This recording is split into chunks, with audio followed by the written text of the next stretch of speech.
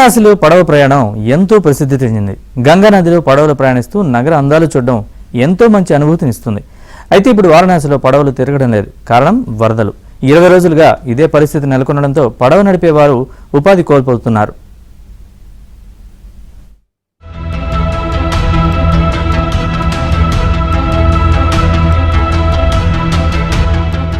వారణాసి వెళ్లిన వారు గంగా నదిలో పడవ ప్రయాణం చేయడం ఒక మధురానుభూతి. నగరం ఆధ్యాత్మిక సాంస్కృతిక వారసత్వాన్ని తిలకించేందుకు ఇదో గొప్ప మార్గం.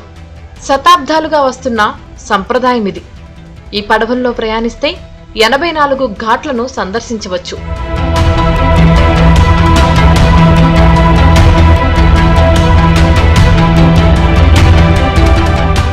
పవిత్ర జలాల గుండా పడవలో ప్రయాణిస్తూ అక్కడి నుంచే గంగా హారతిని తిలకిస్తే ఆ అనుభూతిని ఎన్నటికీ మర్చిపోలేం.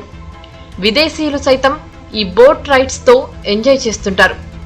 మంచి సీజన్లో అయితే వారణాసిలో ఉన్న బోట్స్ సరిపోవు, అంత రష్ ఉంటుంది.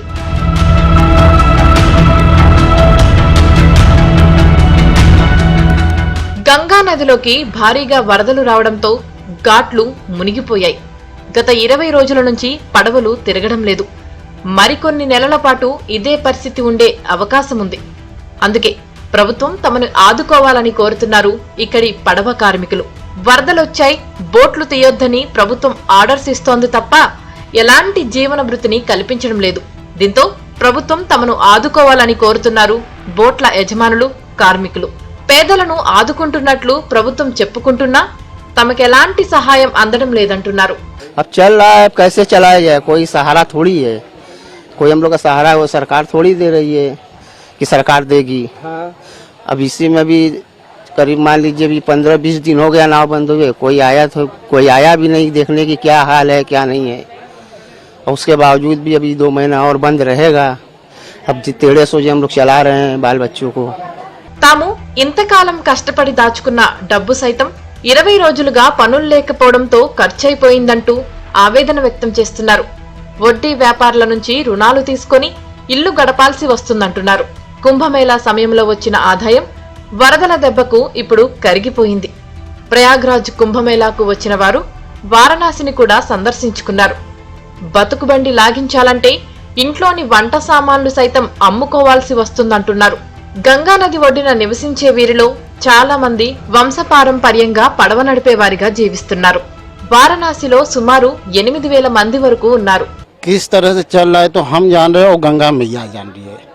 पिछले 20 साल से हर एक साल 2 महीना के लिए हमारी रोजी रोटी एकदम पूरी तरह से बंद रहती है। नौका संचालन नहीं होता है।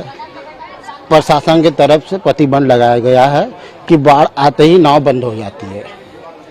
और हम लोग 80 घाट से लेके नमो घाट के बीच में कम से कम लाखों की संख्या में जिसका रोजी रोटी इसी नाव से चलता है। इसी से बच्चों का स्कूल का फीस दिलाता है, बूढ़े माँ बाप का दवा का जुगाड़ होता है और अपने का खाने का जुगाड़ होता है। భారీ వర్షాలు కురవడంతో గంగా నదిలోకి వరద పోటెత్తింది.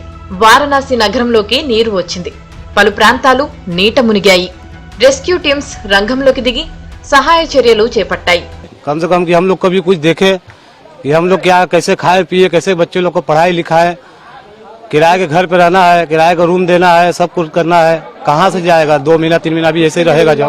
और हम लोग को यही बस सरकार से विनती है कि हम लोग के लिए भी देखे हम लोग की तरफ कि हम लोग भी कैसे खान पीन कर रहे, कैसे बच्चों को पढ़ा लिखा रहे। వారణాసిలో చాలా మంది పడవలు నడిపేవారు సైతం ఉచిత భోజనం కోసం రిలీఫ్ క్యాంప్స్ లో చేరారు. తమను ఆదుకుంటే తప్ప కోలుకోలేమంటున్నారు. అందుకే తమ పిల్లలు ఇదే వృత్తిలోకి రాకుండా వేరే జాబ్స్ చూసుకోవాలని చెబుతున్నారు.